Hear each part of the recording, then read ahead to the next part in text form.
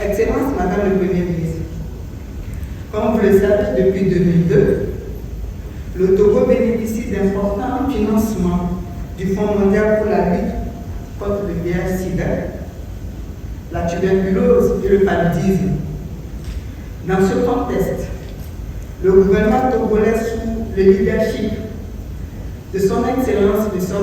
Faure Issa Gnassingbé, à qui je rends un hommage mérité, a engagé une riposte vigoureuse à travers des programmes de lutte contre ces fléaux qui risquent de freiner le développement engagé pour notre pays.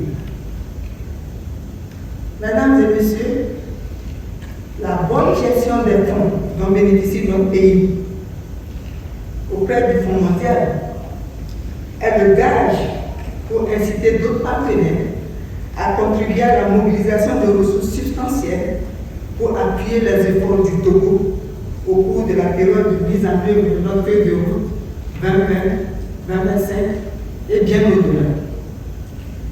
J'adresse mes sincères félicitations et encouragements à l'organisme de coordination nationale des projets financés par le Fonds mondial pour la lutte contre le sida, la tuberculose et le paludisme, je vais citer le CCM Togo, dont les efforts ont permis de mobiliser des ressources permettant d'engager une lutte sans merci contre les 3 maladies ainsi que contre la COVID-19. La tenue de cet important atelier devra permettre aux différents acteurs non seulement d'avoir une compréhension commune des activités des 3 subventions dont nous bénéficions ainsi que de la subvention C19RL, mais également de clarifier les rôles et les responsabilités de chaque acteur. Par ailleurs, les parties prenantes pourront désormais mieux présenter les stratégies de mise en œuvre et les grandes lignes des activités planifiées, identifier les principaux défis qui entravent l'utilisation efficiente des financements du Fonds mondial et les solutions pragmatiques pour les relever, élaborer un plan d'action et d'appui technique pour accélérer la mise en œuvre des activités et enfin, à mobiliser les principaux partenaires techniques et financiers pour leur accompagnement continu. Excellence, Madame le Premier ministre, Mesdames et Messieurs, chers députés, eu égard à l'obligation des résultats que notre pays a constatés vis-à-vis du Fonds mondial et de partenaires, j'invite chaque acteur à jouer pleinement sa partition avec responsabilité et dévouement. Pour sa part, le gouvernement mettant au premier plan le schéma de mise en œuvre des subventions du Fonds mondial témoigne ainsi de sa volonté, de son engagement à accompagner de façon appropriée tous les acteurs pour que les objectifs assignés aux dites subventions soient pleinement atteints. Excellence, Madame le Premier ministre, je voudrais, avec votre autorisation, saluer avec l'assistance ici la représentante présidente, Dr Diallo, Fatoumata Bintou, qui est en fin de mission dans notre pays. Saluer tous ceux dont on a pu bénéficier de son expérience, son appui indélébile à tout ce que nous avions pu faire au titre de ce fonds dont nous bénéficions pour que ces maladies, ces fléaux, au jour le jour, puissent être épargnés par rapport à notre population. Donc je souhaite cette excellence avec votre autorisation qu'on fasse un petit vent d'applaudissements à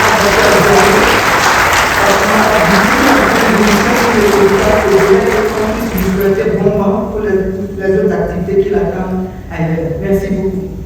Je voudrais donc, pour terminer, au nom du CCM Togo, exprimer ma profonde gratitude aux responsables du Fonds mondial, aux partenaires techniques et financiers et à la société civile pour leur accompagnement dans cette longue et difficile lutte contre le sida, la tuberculose et le paludisme et la COVID-19 au Togo.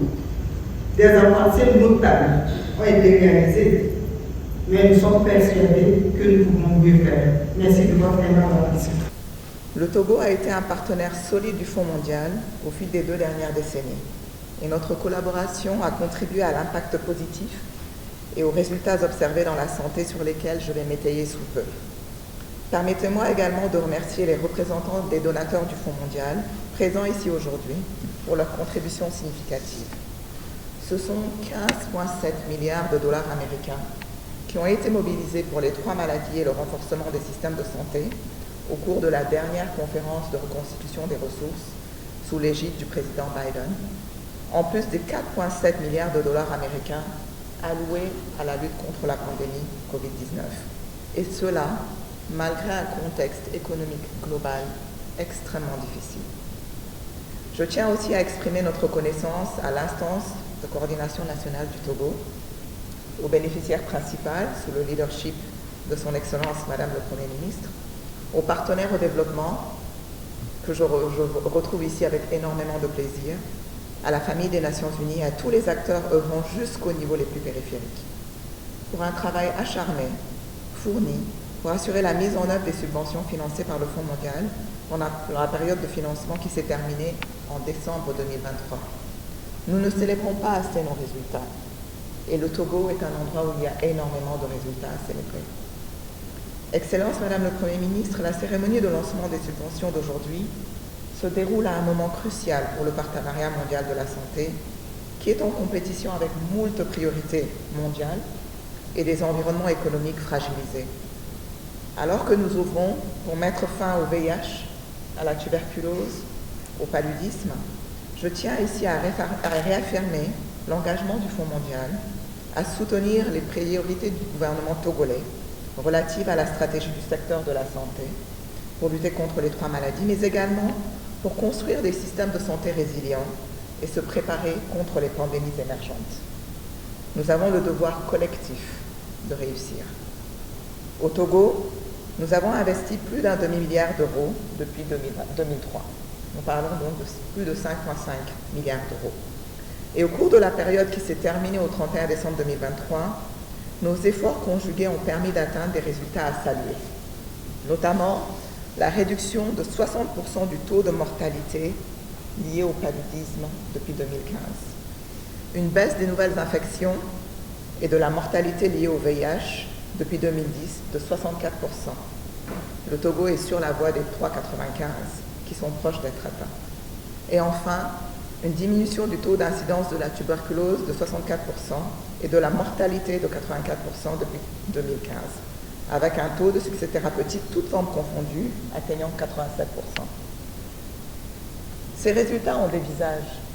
On parle beaucoup de chiffres, on parle beaucoup de pourcentages, mais ce sont des jeunes, des enfants, des femmes, des hommes togolais. Et je voudrais ici saluer des jeunes Togolais qui m'ont permis aussi de me remettre en question dans ma fonction. Dieudonné, Emmanuel, Adjovi, et je sais que Tatiana n'est pas là. Vous êtes les visages de cette jeunesse togolaise qui est le présent du Togo, mais qui est également le futur du Togo. Et c'est pour vous que nous nous réveillons chaque matin pour nous assurer effectivement que vous ayez accès aux services de prévention, de traitement et de soins. Faites de l'étendard du partage avec les jeunes de votre communauté et rendez-nous fiers. Les 3 subventions que nous lançons officiellement aujourd'hui pour tous ces jeunes sont le fruit du travail des récipiendaires principaux et des sous-récipiendaires et sous-récipiendaires. Veuillez tous accepter notre gratitude pour le travail exceptionnel qui a été accompli au Togo. Avec 112 millions d'euros, auxquels s'ajoutent 19,3 millions d'euros des fonds Covid-19 pour la période 2024-2025, la primature, en étroite collaboration avec le ministère de la Santé et de l'Hygiène publique, leader du secteur santé, et avec l'appui des partenaires Santé Togo, œuvrant autour des communautés, aura un rôle primordial dans l'exécution avec célérité de ces financements. Et aura un rôle primordial pour s'assurer que ceux et celles qui ont le plus besoin de ces services et de services de qualité y ont accès. Excellence Madame le Premier ministre, vous avez parlé de l'inclusion.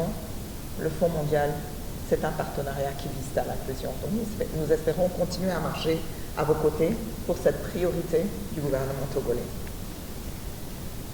Je voudrais également dire que les subventions du Fonds mondial sont le fruit d'une vraie collaboration, c'est vrai, mais une collaboration qui est permise également par les bailleurs bilatéraux et multilatéraux, tels que les États-Unis, la France, l'Allemagne, l'Union européenne, le Japon, la famille des Nations unies pour ne citer que ceci, mais également la Banque mondiale et le secteur privé.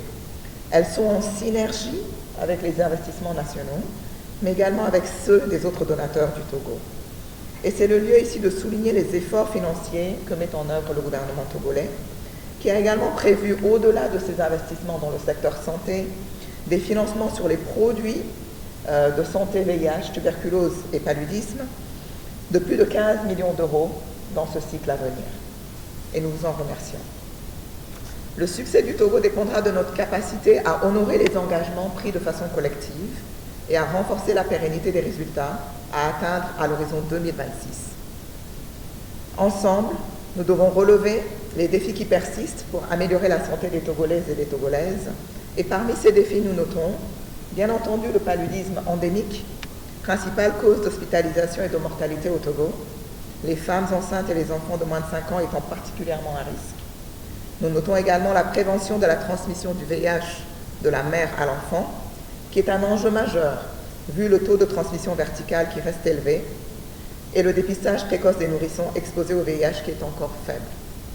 Nous notons également les taux de prévalence de VIH élevés parmi les populations les plus à risque, qui nécessitent des interventions ciblées. L'accès à la charge virale pour les personnes vivant avec le VIH sous ARV qui doit être renforcé. Le faible dépistage de la tuberculose des enfants de moins de 15 ans, une population à ne pas oublier. La prise en charge de la tuberculose multirésistante qui doit être renforcée afin de limiter les perdus de vue et améliorer le succès thérapeutique. Et enfin, un système de santé pour se préparer aux prochaines pandémies.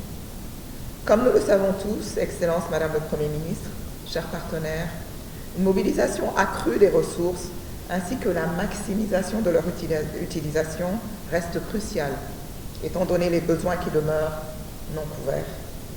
C'est le lieu d'exprimer nos vives félicitations au gouvernement togolais pour avoir honoré ses engagements de cofinancement et ses promesses de dons au Fonds mondial à ce jour. Ceci témoigne de l'intérêt important accordé au secteur de la santé dans la vision du gouvernement togolais et de notre solide partenariat. Nous espérons que cet engagement sera renouvelé dans le prochain cycle et que cela contribuera à la pérennité de la réponse santé et à l'agenda de la couverture santé universelle qui importe au gouvernement togolais. Bâtissons sur les cycles de financement précédents et sur l'élan que représente cette cérémonie pour identifier les opportunités de développement durable au sein desquelles la santé doit demeurer un droit accessible à tous au Togo. Je suis convaincue que notre partenariat, qui est dynamique, contribuera alors davantage à un meilleur accès des services de prévention, de traitement et de soins de qualité pour la population togolaise et de ce fait au développement économique de ce beau pays. Rendez-vous en 2026 pour célébrer la mise en œuvre réussie de ces subventions. Je vous remercie. Akpe Labale. Je voudrais avant tout propos rendre grâce à Dieu pour ses bienfaits pour notre cher pays, le Togo. Je salue la forte participation des acteurs à l'événement de ce jour consacré au lancement des subventions du 7e cycle de financement du Fonds mondial de lutte contre le VIH-Sida, la tuberculose et le paludisme, GC7, ainsi que du mécanisme de réponse au Covid-19, C19RM, pour le renforcement du système de santé. Je salue particulièrement la présence parmi nous de Madame Cathy Faso, chef département du Fonds mondial pour l'Afrique et le Moyen-Orient, qui a fait le déplacement de Lomé pour prendre part à cet important rendez-vous. Nous avons tout à l'heure eu une excellente séance de travail avec Madame Cathy Faso et son équipe, séance au cours de laquelle nous avons eu à échanger sur les résultats que nous avons pu atteindre grâce au financement du Fonds mondial, les financements qui se sont succédés. Et Madame Fall a tenu à féliciter le Togo pour l'excellente progression enregistrée. Et surtout, on a noté le fort taux de décaissement des ressources. Le Togo à 93%, largement au-dessus de la moyenne régionale. Et également noter que le nouveau financement que nous avons pu recevoir est largement au-dessus des autres, 14% contre 3% pour les autres. Et je pense que cela mérite d'être salué par tonnerre d'applaudissements de notre part. Madame Ford, merci pour la qualité de ce partenariat. La mobilisation de ce jour traduit notre adhésion à la vision du président de la République togolaise, son Excellence M. Faure et Ssozimna Gnassingbé, pour faire du Togo un havre de paix, d'inclusion et de solidarité, d'harmonie sociale. Cette vision qui nous engage tous à ne laisser aucun Togolais de côté, qu'il soit affecté par la maladie ou qu'il y soit exposé. Mesdames, Messieurs, notre pays a réalisé ces dernières années des avancées notables dans le domaine sanitaire en éliminant plusieurs maladies rares et en investissant dans le renforcement de son plateau technique, et ce, dans toutes les régions de notre pays. Je voudrais mentionner en exemple la construction d'un hôpital de référence aux standards internationaux, Dr Lafière, la construction ou la rénovation de centaines de formations sanitaires. Nous avons commencé avec la région des Savanes, puisque cette région est en proie au terrorisme, à l'extrémisme violent, et c'est une action qui va se poursuivre sur toute l'étendue du territoire national. Il y a également l'équipement en cours de grands centres de santé urbains. Mais à notre grand regret, le Togo reste encore confronté à une prévalence des maladies transmissibles, notamment le VIH-Sida, la tuberculose, le paludisme, auxquels se sont ajoutés la COVID-19 et les hépatites.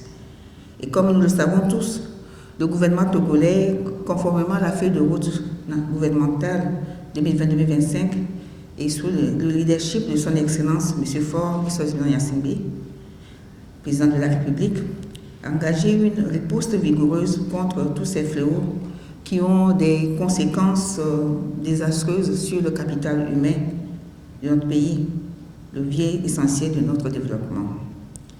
Dans ce contexte, la couverture santé universelle, CSU, vecteur de développement à moyen et long terme, c'est-à-dire qu'elle lui permet de lutter contre la pauvreté, la précarité, l'exclusion. Donc la couverture santé universelle est une des priorités actuelles pour une politique publique de santé et de protection sociale efficace, favorisant la cohésion sociale et la réduction des inégalités. Et le ministre de la fonction publique et du dialogue social, à juste titre, vient de relever la nécessaire interaction que nous devons développer avec tout type de programme de santé publique dans notre pays. C'est dans cette dynamique que le gouvernement met tout en œuvre pour une opérationnalisation progressive et effective de l'assurance maladie universelle au cours de cette année 2024. L'assurance maladie universelle vise à garantir l'accès de toutes les couches de la population à des soins de santé de qualité à travers un mécanisme de mutualisation des risques et de solidarité dans le financement. C'est le lieu pour moi d'exprimer à tous les partenaires techniques et financiers, et en particulier le Fonds mondial, la profonde gratitude du chef de l'État pour l'accompagnement et le soutien au gouvernement dans son engagement à garantir le bien-être des populations malgré le contexte économique international qui devient de plus en plus difficile. J'adresse également mes sincères félicitations au CCM Togo, instance de coordination nationale des projets financés par le Fonds mondial, dont les efforts ont permis à notre pays de mobiliser d'importantes ressources permettant de renforcer la lutte contre ces 3 maladies et la COVID-19. Ensemble, nous avons réussi à relever les défis de la gouvernance, notamment en ce qui concerne l'absorption des ressources et leur utilisation efficiente. Ce sont des performances encourageantes qui démontrent notre détermination commune à améliorer nos systèmes de santé pour plus d'inclusion et pour le bien-être collectif. Mesdames et messieurs, au cours du cycle de subventions qui vient de s'achever, le Togo a bénéficié du Fonds mondial d'une enveloppe de 98,9 millions d'euros, soit 64,9 milliards de francs CFA pour la période 2022-2023 pour soutenir la lutte contre le paludisme, le VIH-Sida et la tuberculose. Il faut souligner que 30% de ces ressources ont été consacrées au renforcement du système de santé, notamment le système d'information sanitaire, la gestion des produits de santé, l'amélioration de la qualité des soins, le renforcement de la logistique et le renforcement du système communautaire. Nous avons enregistré une tendance à la baisse du taux de mortalité qui est passé de 13 pour 100 000 habitants en 2017 à 11 pour 100 000 habitants en 2022. La mise en œuvre du programme soutenu par le Fonds mondial a permis de donner des traitements anti-palustre à plus de 500 000 enfants de 3 à 59 mois pendant 4 passages durant la période hivernale dans les régions des Savanes, de la Kara et centrale, qui sont des régions cibles du programme, soit une couverture de 98%. Pour ce qui concerne le VIH-Sida, plus de 88 000 personnes vivant avec le VIH bénéficient gratuitement d'un traitement antirétroviral, soit 92% des PV-VIH au Togo. En matière de prévention de la transmission du VIH de la mère à l'enfant, 85% des femmes enceintes séropositives bénéficient gratuitement d'un traitement antirétroviral. La mise en œuvre des programmes du nouveau cycle de subvention va permettre de mettre sous ARV 95% des femmes enceintes séropositives et 25% des enfants infectés. S'agissant de la riposte contre la tuberculose, plus de 3069 personnes sont gratuitement dépistées et mises sous traitement. Toutes ces performances sont à saluer et sont le fruit de l'amélioration de la gouvernance dans la gestion du système sanitaire. Et comme on peut le constater, notre pays, avec l'appui de ses partenaires, dont le Fonds mondial, a fait d'énormes progrès. Aujourd'hui, distingués invités, nous avons le plaisir d'annoncer les subventions du 7e cycle du financement de lutte contre le VIH-Sida, la tuberculose et le paludisme, GC7, pour la période 2024-2026, qui s'élève à 112,8 millions d'euros, soit environ 74 milliards de francs CFA, ce qui correspond à une augmentation de plus de 14% par rapport à la subvention du cycle achevé. Et à ce montant, il faut ajouter 19,37 millions d'euros, soit 12,7 milliards de francs CFA de fonds additionnels et réinvestissements approuvés sur 2024-2025 pour le mécanisme de réponse au Covid-19 du Fonds mondial dans le cadre du renforcement du système de santé.